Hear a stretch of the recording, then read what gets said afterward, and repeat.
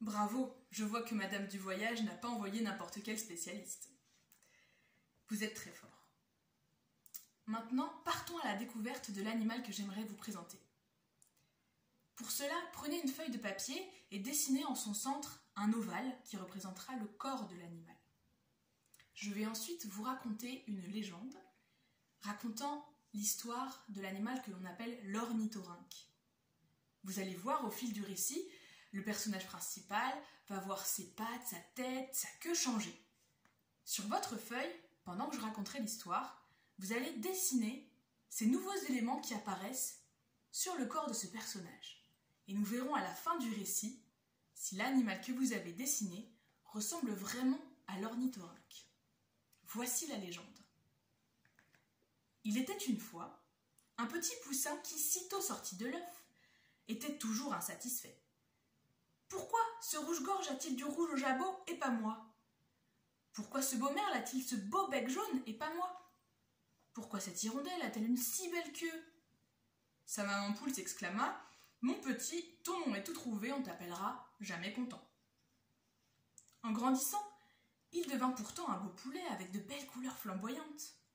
Mais sa jalousie ne le quittait pas. Il jalousait la pie, la pintade, le pigeon, le dindon, le geai. Un jour, il vit deux cygnes nager sur l'eau paisiblement. « Pourquoi pouvez-vous nager et pas moi ? C'est grâce à nos pattes palmées. Et où les avez-vous eues ? C'est la nature qui nous les a données. » Ni une ni deux, jamais content, décida d'aller trouver Dame Nature pour avoir lui aussi de belles pattes palmées. Amusé, Dame Nature lui accorda ce qu'il voulait et jamais content repartit en nageant. En chemin, il eut faim et sortit de l'eau pour manger quelques graines. « Oh, que ces pattes ne sont pas commodes pour marcher sur la terre ferme !»« Pourquoi ne prends-tu pas tes repas dans l'eau ?» lui demanda un canard qui passait par là. « Comment fais-tu cela ?» lui demanda jamais content. « Avec mon bec. »« Ah, il m'en faut un comme toi, le mien ne va pas du tout !» s'exclama jamais content, qui retourna voir Dame Nature et en repartit avec un beau bec de canard. À force de plonger dans l'eau pour se nourrir, le plumage de jamais content était tout trempé et il devait se sécher au soleil. Apercevant une loutre, il demanda: « Et toi, la loutre, comment fais-tu pour rester dans l'eau si longtemps sans avoir froid ?»« Mon poil est imperméable et ma peau est grasse et dodue, » lui répondit la loutre. « Pourquoi elle et pas moi ?» s'insurgea jamais content. Il retourna voir Dame Nature, lui réclamant une belle peau de loutre. Elle s'étonna, mais lui donna tout de même ce qu'il voulait. Jamais content repartit presque content. Un peu plus tard, il rencontra un castor. Il avait l'air de naviguer, de tournoyer, de virer avec tant de facilité dans l'eau. « Ouah, quelle queue, mais quelle belle queue !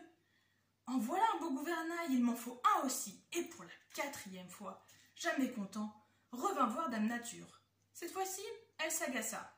« Qu'est-ce qu'il te manque encore? Tu m'ennuies, j'ai d'autres choses à faire. Voilà ta queue et file. » Mais, en chemin, jamais content rencontra un rat qui creusait un beau terrier. « Des griffes! Il me manque des griffes pour creuser un beau terrier !» s'exclama jamais content. Et lorsqu'il arriva près de Dame Nature, elle se mit franchement en colère. « C'est fini, jamais content, je ne veux plus te revoir. À peine tu sors d'ici, tu demandes autre chose. Voilà tes griffes, et ne reviens plus. » Et c'est ainsi que naquit une drôle d'espèce d'animal, un peu cygne, un peu canard, un peu loutre, un peu castor et un peu rat. On l'appela l'ornithorynque. Maintenant, à vous de me montrer les dessins que vous avez réalisés et je vous montrerai ensuite à quoi ressemble le vrai ornithorynque.